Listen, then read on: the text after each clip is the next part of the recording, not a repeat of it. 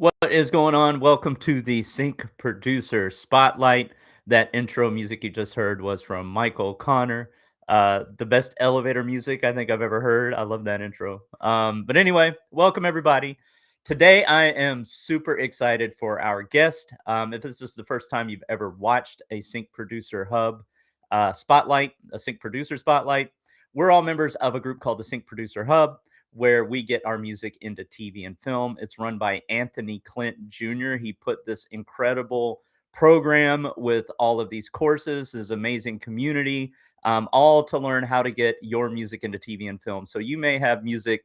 If you're a music producer, you're a music creator, it may just be sitting on your hard drive collecting dust.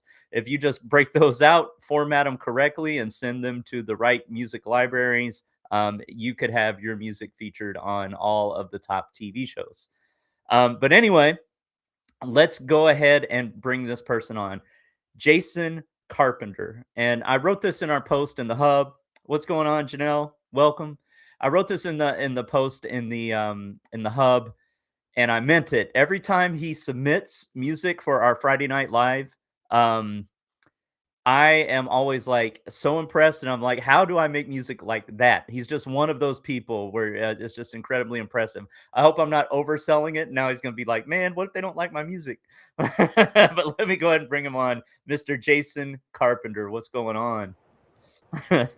Hello, world. I'm like, oh, wow. I hope it does. No, that's exactly right. I was like, oh, I hope it I'm like, man, now good. I'm hyping it up. And somebody's gonna be like, man, this music ain't no good. No, Right. nobody's gonna say that. Right. Oh, well, thank you for having me. Thank you. I'm happy to be here. No worries. No worries. And Michael Connor's in the house, Janie HB, Ray Garcia. So what's up? Brother Truman's in the house. What is going on? Welcome, welcome. Were you did you go to the Shades of Sync last year? I did not, but I wanted to so bad. I couldn't get the time off to make it there. But this time, I'm definitely going. Oh, I have okay. to be there. I All have to right. be there. Yeah.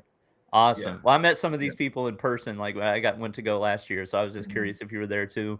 It's a Yeah. big conference. There were a lot of people. You could be there and not run into somebody, and Yeah. you're like, oh, you were there too. Right. Well, I saw the pictures and I talked to some of the other people that's on the forum, and they had nothing but great things. I'm jealous in a way because from the pictures and everything I read, I said, oh, that was a must needed to be there type of event, and I missed that one. But never again, I promise. Awesome, Yeah. awesome, great. Yeah. For if people are probably wondering, like, if somebody's not in the hub, like, what are you talking about? What is the Shades of Sync? Shades of Sync is a conference that we have every fall, where we meet with actual music supervisors, music library owners, creators, and just learn all about what's going on in the industry. Last year, it was all about collaborations and AI. Like that was kind of the main points of topics. It's a great way to meet people face to face and to make those connections and learn what you're doing wrong, right? Like things you could do better to really optimize your chances to make great music and make a little money while you're doing it. All right. So Jason, let's start with you. I Before every Sync Producer Spotlight, I always ask somebody to fill out a form and to give us a little bit about your background. And you've done some impressive things. So I just want to start with, what got you started in music and, what have you done so far and what have you enjoyed most so far? What got me started is well, I let's see, how do I address that? I started when I was 7, taking piano lessons with my sister, basically just like extracurricular activities, just something to do.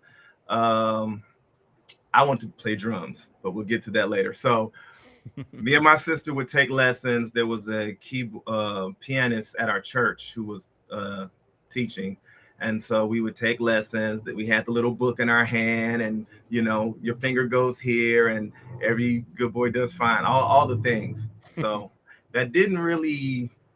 I mean, I could learn, but it was taking me too long to do it, and I found that I was faster because I play by ear. So what I would do is after we're taking our lessons, well, while we were taking our lessons, I let my sister go ahead of me.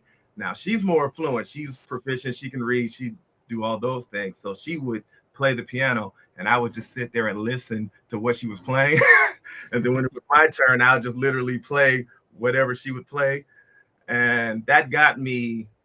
I mean, he caught on after a while. So I don't remember how he found out, but he ended up like putting a sheet of paper, like I would over my hands. And this is when I had to look at my hands to see where the notes go. And he, as soon as he put it over on my hands, fell apart. He was just like, "Oh, you're cheating." Mortified. So he started making me go first, and I had to sit there and try to learn. But anyway, that I like playing. I still play to this day, but in order to get to the piano, there was a drum set. It was like a music school. So the teacher that we were teaching taught piano, but there was another teacher who was playing drums. And whoever was playing drums looked like they were having way more fun. And plus, you know, they had drums at our church, and that drummer looked like he was having so much fun, and all the girls in the choir was talking about how cute he was and this, that, and the other. So I was like, I want to play drums. And so started taking lessons, and went from there. So at age 8 is when I started taking drum lessons, and I've been playing ever since. So That's awesome. Yeah, yeah, they always like the drummer. If you are a woman who's a drummer, you can write your own ticket. yeah, I know some amazing drummers too. And Yeah, cleaning that's up. awesome. Yeah. Yeah. Michael Connor had a question. He wanted to know if on YouTube you are just Jay, like JustJaye. Is that you? Yeah, that's me. All right, all right. Uh-oh. What you see? What you see, Mike? No, that's me. I spell it both ways. But Okay. the one with the how you see it right now is how I was spelling, but then it's easier to spell it the Jaye way. But Okay. All right. Well, everybody so I don't, subscribe. I'll probably put the yeah, link in the chat here in a minute when we're listening to sure, your sure, music. I'll look it sure, up. sure, Yeah, that's sure, awesome. sure. Now, okay, you're drumming away. Did you play drums in church? I played drums in church, but Okay. I had to wait until the other drummer he left. He graduated and then he moved away.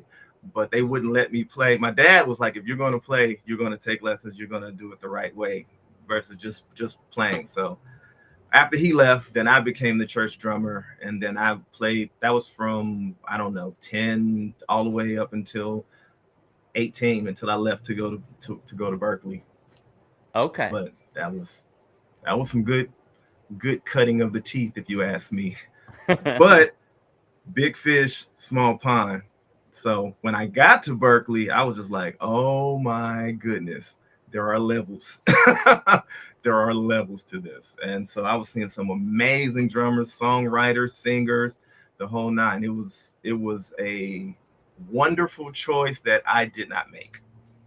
And I say that because the choir director at my church told me that I should go to Berkeley. I wanted to go to Jackson State because of the drum line. I wanted to be Sonic Boom of the South. And he was like, "No, you need to go to Berkeley." And he got me a brochure, and then I saw they had 10 recording studios at the time. I was sold. Recording studios? Sign me up. Went to Berkeley, took a tour of the campus, saw amazing people, saw the studio stuff, and I said, yeah, I need to be here. So That's thank you. amazing. Yeah, it's good Yeah. stuff. Yeah. Um, it's I think a lot of the time we underestimate the value of like that that adult in your life that steers you in the right direction when they see your Hmm. passion and talent, right? Hmm. Like, I'm sure you're extremely grateful that they Absolutely. sent you there, right? I mean, Absolutely. you could have taken two paths. You may, in the drum line, you could have excelled there and all of that, but you've met all of those amazing, talented people that you made connections with. You Hmm. learned what could happen, Sure. like where you could take your music, and probably got exposed to a whole new world. So that's Hmm. awesome. Hmm. Hmm. Now, I saw in the form you mentioned you did some singing too. How did you get into like uh, piano, drum, singing? Like, how did you get into the singing I'm part of things? from Gary. Okay, I'm from Gary, Indiana, and it's anyone who knows Gary. It's a small city, but it's a loving city. but it's not a whole lot to do there. And so you're either in church or you're in a band or anything. But the high school I went to was a performing arts high school, so everybody did something. Either you was an actor or you could draw. I was a band major. They had it was all the things. So um I was in a singing group back then, called Adagio. Shout out to Adagio, where we would sing and do a lot of Boys to Men was big then, so we wanted to be the next Boys to Men, and we were singing, and so that's how that happened. I started singing, and then you start doing talent shows, and then people start asking you to do stuff outside of the school, and so I was just singing and playing piano. So I would write all the songs. Like, we would try to do our own uh, originals, and I would do the music for it. And so that's how I ended up going to Berkeley, because I wanted to fine tune that. And yeah, that's how I ended up singing. And then when I got there, all these amazing singers, and so you would have to do all these concerts in the BPC, Berkeley Performing Arts Center, and uh, we was just doing a lot of shows. So I was just trying to perform however I could. That's it. You want me to play drums? I'll play drums. You want me to sing? I'll sing. And that's pretty much how that happened.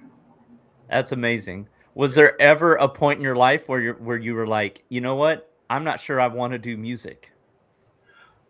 No, I've always Just wanted to curious. do music. Yeah, it was either that or nothing. Yeah, yeah. I had a music teacher once tell me, like, you don't choose music, it chooses you, and it just Hmm. seems like it chose you. Hmm. Did you ever do like back in the day? You brought up Boys to Men. It just reminded me of like the magic of Take Six back in those days. Oh my Like, gosh. did you ever try to do those jazz harmonies and all of that? I tried. Emphasis on try. It's just so many. I'm like, are you sure it's just six people? I mean, the harmonies are so complex.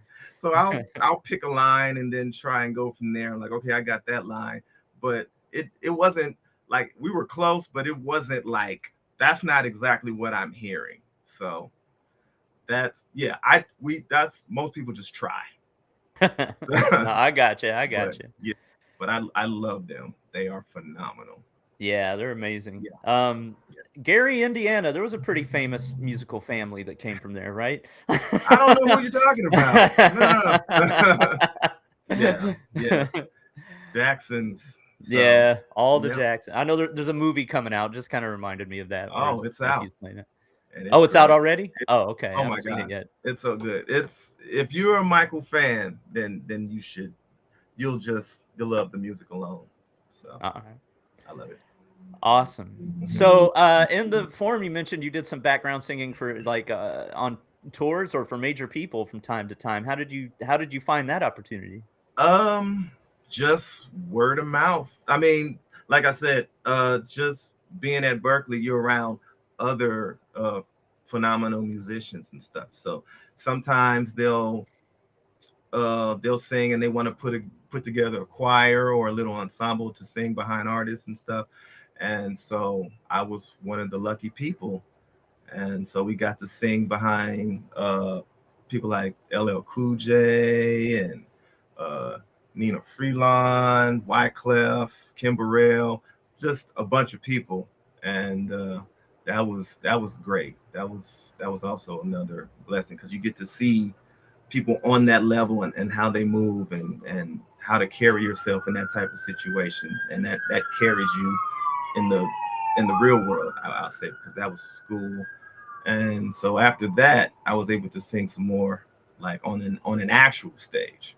So yeah, but yeah, you have to you have to know how to carry yourself. You don't want to be that obnoxious guy, or you don't want to get yourself kicked off the gig just as soon as you got on it. So there's there's certain, as with anything, you have to be able to uh, carry yourself a certain way professionally. Of course. Yeah. And that's, we'll start talking about sync music in a minute, but that's what I like about making music for TV, films, and things like that, is that Hmm. it's not about you. It's not about your ego. It's Exactly. about telling the story. Hmm. It's about putting together, yeah, basically telling the story and helping them, and everything's in service to the story. Mhm. Um, so okay, so you did that, and then like after school, how did you make a living? Was that going on tours and things like that, or Yeah. yeah, Well, after I graduated, I moved to. Well, there's a few places that we tend to move to, which is going to be New York, Nashville, Atlanta, L.A., and I might be missing one, but I spent 4 years on the East Coast. I knew that I didn't want to be cold anymore, so I went. I chose LA, and once I got here, I still had to do my internship, which was at Interscope Records, and so I was interning there, and I got to see. Yeah, I met a couple of people. Uh, so let's see. There was auditions that needed to that I heard. It was my first. I'm jumping all over the place, but my first act that I got to play for. His name was Ricky Grundy. He's a gospel artist, and so I was just playing drums for him. Who then, in turn, through him, I got to play with Andre Crouch, and then through him, I met Yolanda Adams and Kirk Franklin. So it's kind of like once people who they trust say you're good, then you're good, and then you just have to carry yourself and make good on your skill set. So uh I was able to sing and play, and then once someone sees you in that ensemble, then oh, he might be good for mine. And so you just go down the line. But I started, yeah, so that's what I'm trying to say. I started playing for Ricky, and then from there I started trying to get into the pop world. So I went to audition, and then there was a pop act called Jupiter Rising. They were kind of like baby Black Eyed Peas, and so did a couple of music videos, and that didn't really take off how I just thought it would. And so you just audition, you keep playing. I was playing in a church, so that keeps you playing. And then I had to do retail at Banana Republic during the day until I didn't have to do that no more. So eventually I got a tour that worked, which was Edgar Winter, and I've been with him to this day, really. So yeah. yeah, that's awesome. There's one. I'm just There, rambling. no, you're good. You're good. There's one Mm, mindset thing I want to talk about that seems it's going to mm, seem like normal to you, like oh, that's just life. That's just what you do. sure. But there are a lot of people in this world who don't show up every day, who aren't Mhm, consistent, who aren't mhm, reliable, who aren't easy to work with, who has right. like some emotional intelligence to understand Mhm, where somebody else is coming from, to show like mhm, genuine empathy, and like all of those types of things are what helps you get that word of mouth, get those other gigs, get those other people, that you get that good reputation. mhm, So big shout out to you. It's probably like, well, you just that's just what you do, but there's a lot of people out there that don't do fair enough. that. Fair enough. Now, have you ever because I had a similar um life where I was going from gig to gig and doing that type of thing until Mhm, recently. mhm. Do you ever reach a point where you're like, I want to stay in one place, I want to live in one house, or maybe you're looking at family, having a family? I don't even know if you have a Yeah. family or not. Like, what Not are yet. those types Working of on it. goals? Okay, okay. Yeah, not yet. I definitely want to be able to stay in one place. And I've been blessed to do so Yeah, for the most part. But that's usually the next mindset that you go to. You tour, and you're probably gone for 3 to 6 months. It could be a year, but then after that, it's what's next? What's the next gig? So you know, I didn't want to always have to do that. So I was just like, what are ways? What is something that I could do that I could be at home and I can make money and not have to rely so heavily on touring or the like. And so that's basically how I was. I started getting into sync music because I could play, and I know it's a marathon, so you just have to keep, chugging at it, and then eventually it compounds and compounds, and then you're able to, you know, have a nice little nest egg to sit on. So that's the goal right now. I'm still playing, I'm still touring, but now I'm thinking future when I can't play anymore. And this has been a great opportunity for me, uh, and learning from Clint, the things how to do what to do, and you know people like you and everyone else that's in the forum. Like I've been learning so much, and it's been a wonderful, wonderful experience. And so we're going to keep doing that. Yeah, that is the Yeah, great thing about sync. yeah. I was talking to Steve Mochel maybe 3 weeks Steve. ago, something, or Hmm. three sync producer hubs ago, or sync Hmm. producer spotlights ago, Sure. and he was saying, "Yeah, this is my retirement plan. I'm doing this for old Steve, right? Like that's what we're doing, right? Like you're Hmm. being kind to your future self because you're Yes. building something that's just going to keep paying you again and again, and Yes. it takes a while to snowball, but we'll get there." We'll get there. All right. I'm sure everybody. Okay, so I started working with Paint the Noise, right? Like, and you've been working with them as well, which is Hmm. another Nate and Steve, and some of them are kind of over there working with them as well. They're Hmm. a publishing company that has a direct line to a few TV shows. And you submitted. We had a listening session, and you submitted a trailer track that I want to play right now. I don't even think it needs words. I'm just gonna play this. Are you okay if I play that one Sure. first? All Sure. right. That's fine. All right, let me share my screen. All right, if you're in the chat, if you're listening, hold on to your hats. All right, let me share my screen. We'll share this one. Here we go. All right, also include audio. All right, Jack in the Box trailer. Let's go.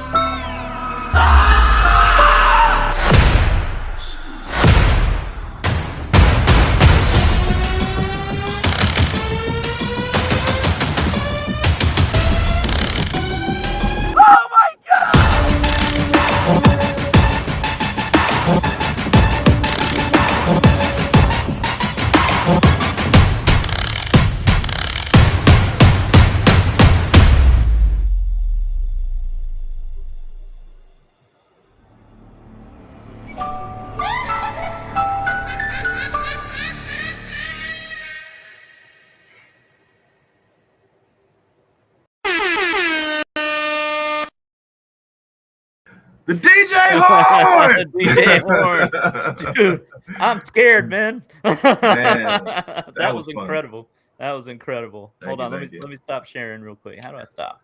Stop sharing. Here we go. All right. Yeah, that blew me away. That was amazing. And you were saying you're doing your best Flares impression. Oh yeah, that's That. even, that's even what Michael Connor said. Shout out to Michael.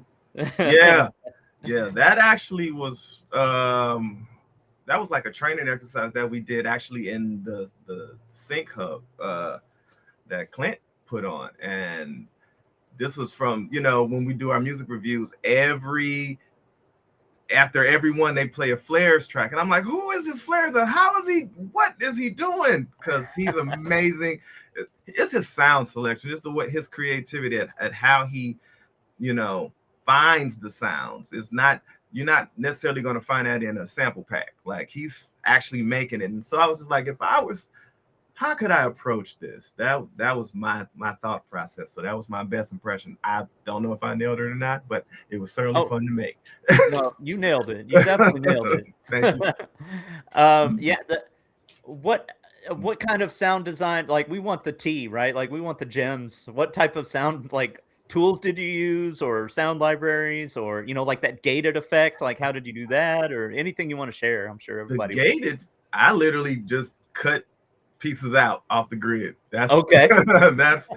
I don't know all the tricks, but I know how to get stuff done. But as far as like the sounds, there's a library from Keep Forest. Like, I buy anything from Keep Forest, I'm buying, because it's like very, very, very good. It's kind of like you just hit a key and something amazing happens.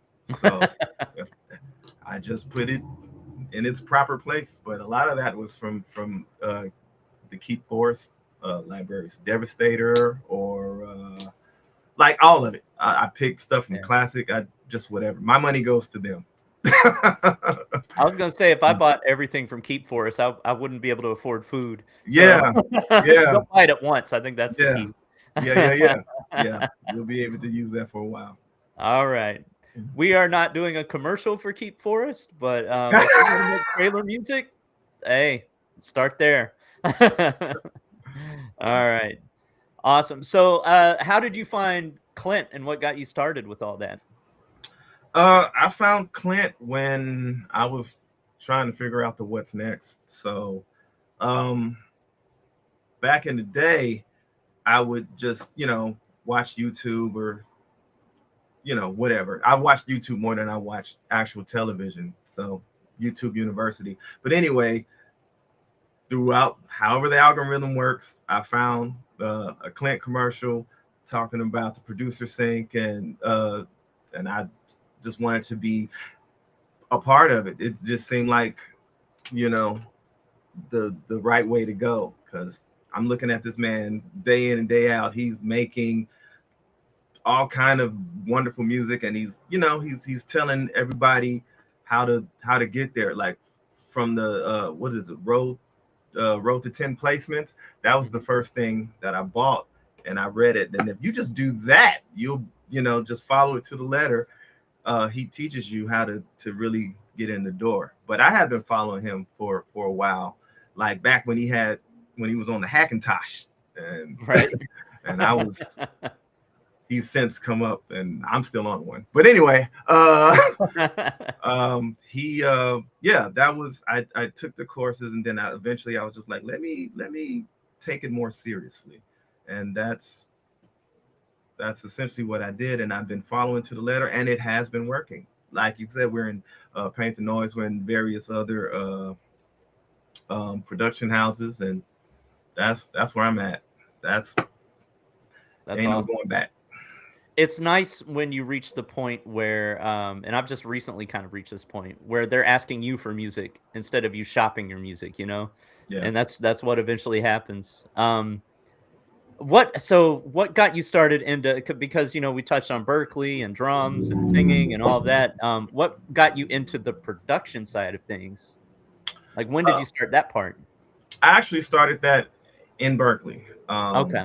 So my majors was I had two majors. It was music production and engineering, and music business, because I'm thinking, like, I wanted to produce for artists and things like that, so I better know the business. So that's why I took that class. And then music production and engineering, I want all my beats to sound good. I wanted to so that's what I did. I started learning there, and all my fellow classmates who are some phenomenal producers, you learn from them, and you're trading sounds and ideas, and that's basically where it started. But then when I graduated, I moved to LA, And that's when I saw the big boys. You know, I was going into these studios and watching these producers and how they do things, and I'm like, oh, I still have a little bit ways to go. You know, learn these stuff in books and stuff, but when it's time to really get to it, you got to throw that out and just really you're learning right then and there. Like the books is cute, but they don't tell you everything. Yeah. Yeah. And this was like an Interscope and places This like was that? this was at Interscope. After Interscope. In Interscope, I was just a gopher, mailing packages and that type of thing. But there was a studio on the floor that I was on. So after I've done all my things, I'll just, oh, I'm gonna go to the bathroom, and I'll just walk by and, oh, Jimmy Iovine, what's going on? Are you guys working? That didn't last too long, but but yeah, once I got out of there, my colleagues who are now in the industry, they'll just invite me over, and I'll come over and just watch how people do things, and you pick up little tricks, and eventually it was my turn. So I started finding artists of my own and started producing for them, and you know that's fun, and I still do that, but you know waiting, you don't know when your next check is coming, and so that I needed some more stability, so I have my hand in a lot of fires, and so I was just like, sync, that seems like more where I'm in control. So Mhm. I wanted to put more of the power in my hand, not so much as the artist. Oh, I don't feel like doing this today, or I want to go in another direction. No, think I can do it, and it almost there's a home for most of your tracks, even the ones you don't think is good to you. Somebody might think it's phenomenal, and that's I need more of that. You Yeah. know, yeah, Well, yeah. your last track was phenomenal. I think everybody Thank you, agrees. thank you. I'm still learning. Yeah. Um, so what are your thoughts on and I know you still like to work with artists but sometimes you're on their timeline and all of that. Hmm. Plus, the industry has changed so much over the years, right? There's no physical media that they sell anymore, really. I mean, we're kind of getting back to vinyls, but Right. those are mostly sold like at shows or virtual events or, like they're selling merch. And that's kind of how Hmm. artists are making their money now because there's Right. not really any money in streaming. You got Right. like AI music Oh my gosh. flooding the streaming, right? That's And kind of yeah. robbing artists. What are your thoughts on like the future of the industry and how AI might affect it and how sync plays a part? I know that's Um. a big question. I don't mean to put you Yeah. on the We're still spot. trying to figure it out, but that's when the AI started really kicking in, and um, I got a little shook. I'm not even gonna front because it sounds amazing, Mhm. But so I kind of, it's like, well, I want to learn this AI thing. So I kind of took a step back from like really going in to sync to learn AI and how to implement it in my workflow. And so that I'm still currently learning things. So that's kind of where my head is at right now, learning how to incorporate it. And I've learned some things that actually sped up my workflow.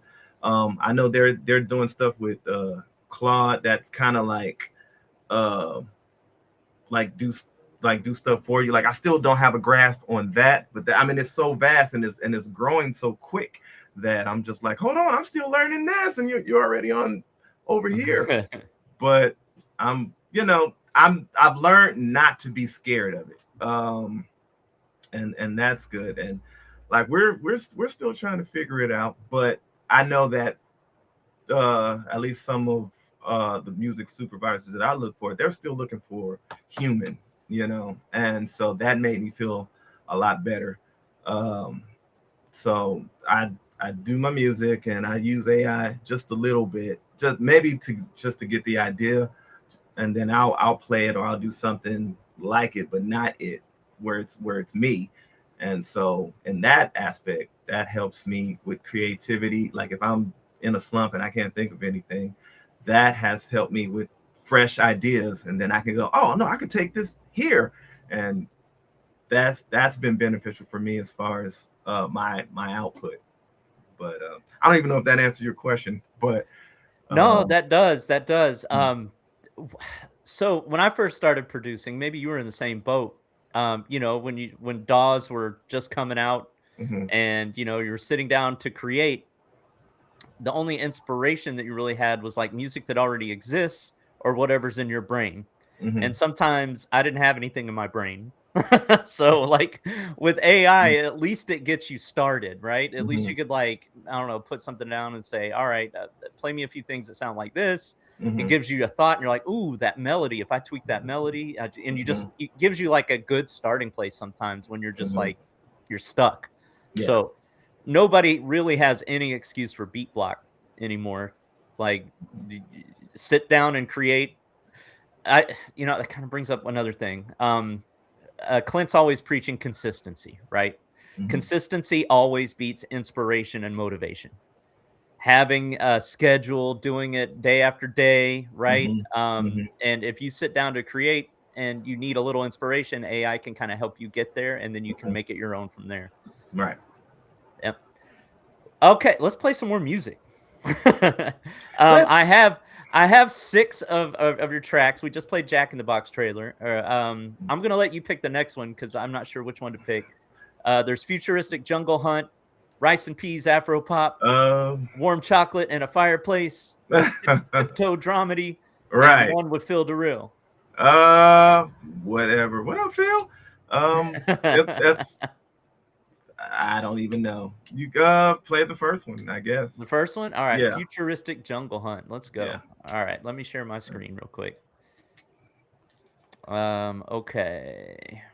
Here, there, share. All right, here we go.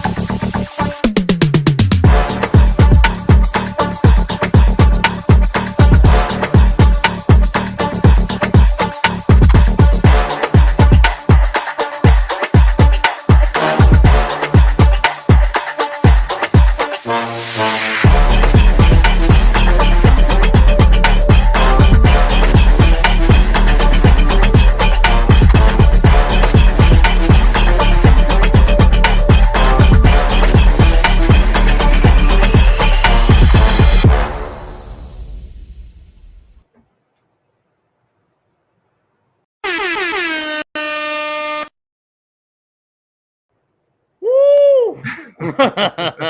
Damn. That's Oh funny. man, that was incredible. Hold on, let me Thank you. bring the chat up real quick. I'm sure you're. Yep, this is hitting. Let's play all that. Let's play all the fire emojis. Here we go. We got fire. There we go. This is nuts. You're a beast. Oh my. Mind blowing. There we go. All right. Michael Connor wants to know what brass you used on that, if you happen to remember. I don't remember, but I Probably use a Deep lot. Forest. I wish. Yeah, that was. Yeah, I wish I could tell you. I don't remember. It's probably Cinebrass, honestly. Something from Okay. Cinebrass. All right. Yeah. Cinebrass, maybe. All Yeah. right. I'll um. I'll inbox you. All right. All right. What I love about your production is, and this can only come from years of study in music, is that you know how to create moments and you don't overproduce. Like, you know which instruments, when to play which instruments, when to have breaks, when to have Mhm, pauses. You mhm. use silence sometimes as a weapon. Yeah. So yeah, how do sometimes in the sync world you can get caught up in the volume of music that you're making because you have all these demands, and you know the more tracks you make, the more money you can make, right? Mhm, But there's a lot of competition as well. So if you take more time with your tracks and make them higher quality than other people, really create those moments, take your time to edit it, cut out, some of the extra noises that might be happening that get in the way of having those moments and things like mhm, that. Take your mhm, time, um, put that extra effort in. You'll get faster at that, right? But um, you can't skip that. Otherwise, your music's just going to blend in with everybody else's. So I think you've done an amazing job at that, and that's probably why you have so many placements so far. mm. Thank you. Thank you. I use a lot of templates actually. So, and then it's also I'm big on sounds. So I'm always buying sounds or trading sounds, or if you have great sounds to work with, that cuts your time like in half instead of trying to, what they say, polish a turd. But if it's already great sounds, then that's, you're really just putting it in, in the spaces that it's supposed to go. So if I had any type of advice, just if you can invest in great sounds, then that would, you know help tremendously. But that's all I really done. And then, I have a drum background, so that's it's gonna be rhythmic. That's just what makes my heart sing. But um yeah, I templates and having great sounds, that's my name of the game. And it helps your speed. How do you balance your gear acquisition syndrome with your budget? I am still working on that. And but I haven't bought a lot lately, even though I am, it's time to get a new laptop. But other than that, um, I've been collecting since, college, freshman year. So a lot of the sounds, drum wise, it hasn't really changed. So at this point now, I'm just buying something that I don't have sonically. So if there's a guitar plug-in or something that I don't have, if I need to do, I don't know, flamenco or whatever, then I'll probably invest in that, and that's it.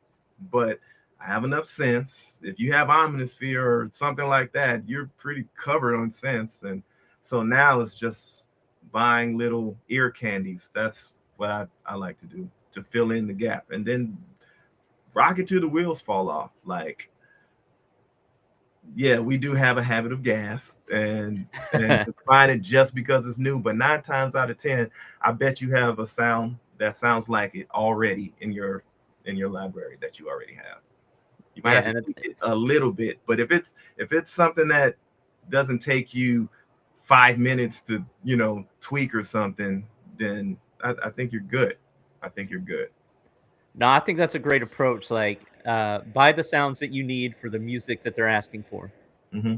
Like, that's Yeah, pretty much it. That's kind of what I'm doing now. and put it in categories so you can get to it quick. That's Yeah, I've spent a lot of there are some days that I'll just do categories. That's it. I'm not making no music today. I'm saying, here's my 80s kit. This is what I everything I need to make an 80s record. This is what I need to make a 70s record. Or, I'm putting all my guitars in its folder. So you don't have to look, because a lot of us, at least for me, in the beginning, it I spent a lot of time just trying to find a sound, to the point where I forgot what I was trying to do. yeah. And better luck tomorrow. So that's I didn't want to do that anymore. So categories, I do it by genre, I do it by like year, like 60s, 70s, 80s, that type of thing. and then I just do instruments. But however, whatever makes sense to you, however you want to categorize your instruments, that's just do it that makes sense. Do it in a way that makes sense to you, where you can get to it quick. Hey, Yeah. and I'm sure, like, what dog do you use? I my main dog is Logic. Logic. Yeah, If there's not already, I bet there's an AI integration that will do that for you. that would be amazing. I haven't Like, found it, but that would be amazing.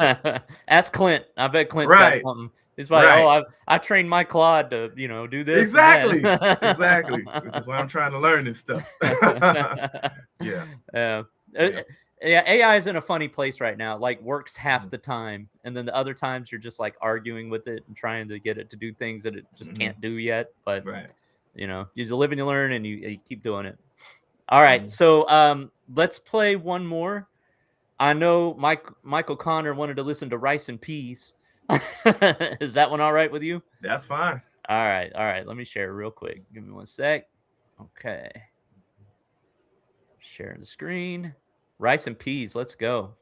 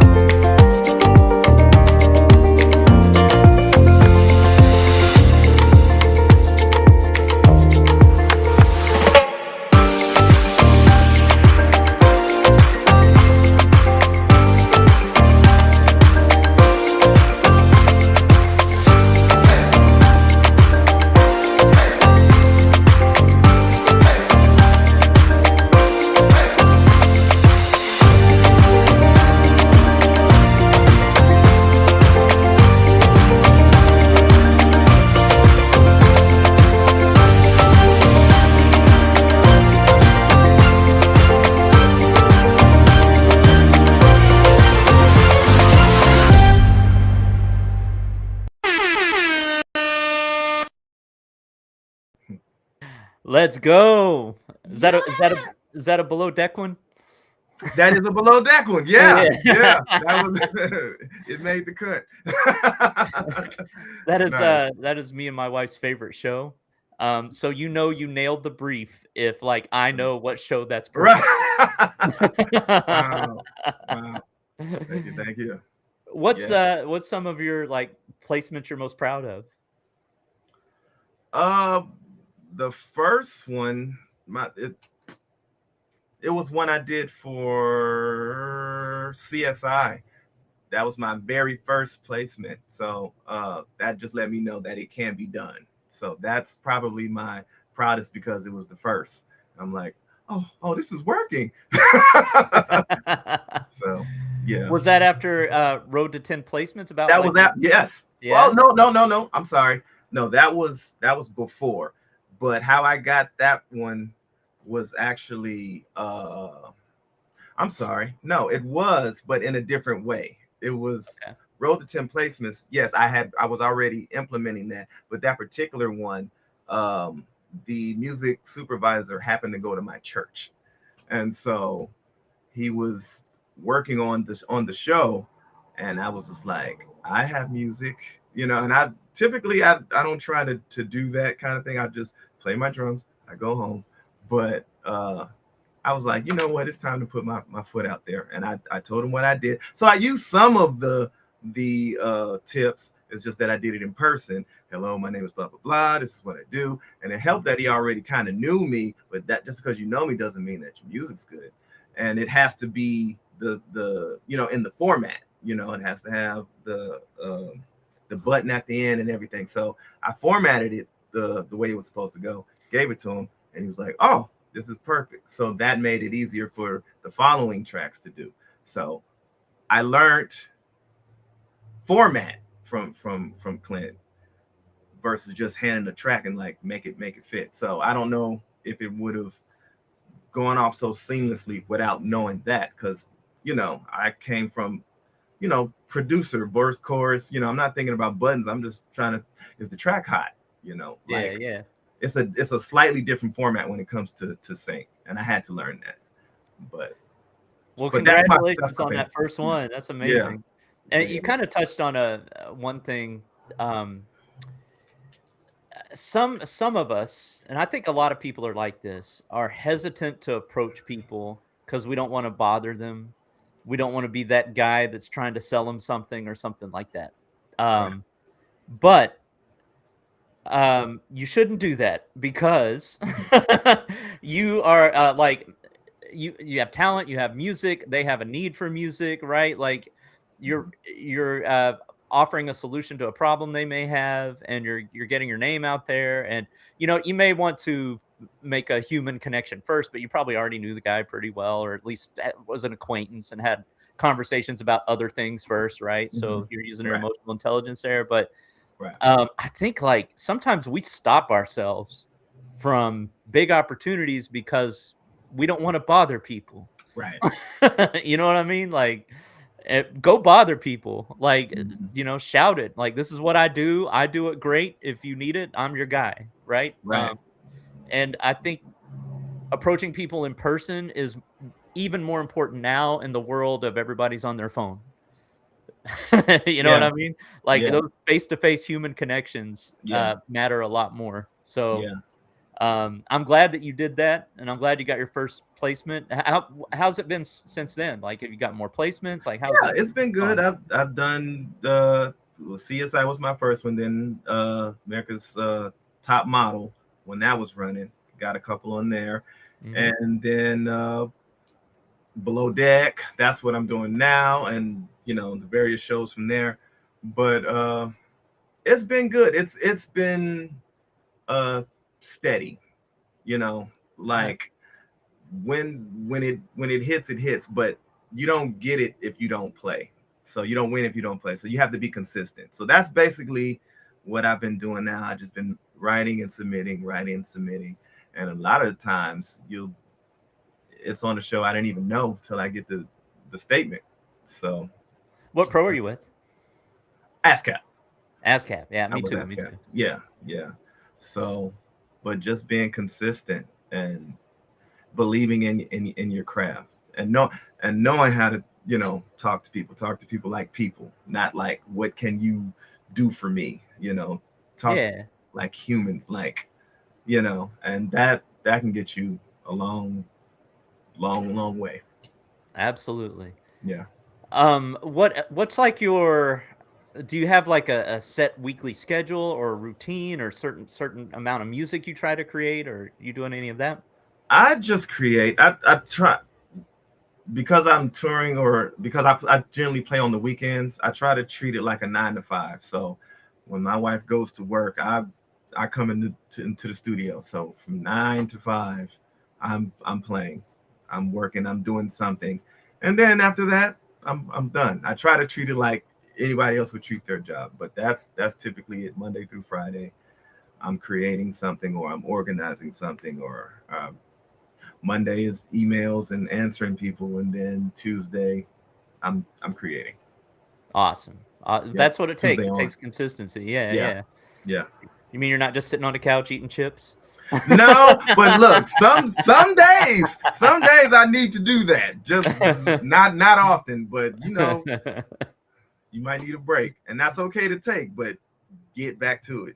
Get That back is to it. true. Yeah. Sometimes you do need a break. Sometimes Yeah. your body and your brain says, "Hey, you know what? Yeah. We gotta stop for a minute." Yeah. That happens. Yeah. Yeah.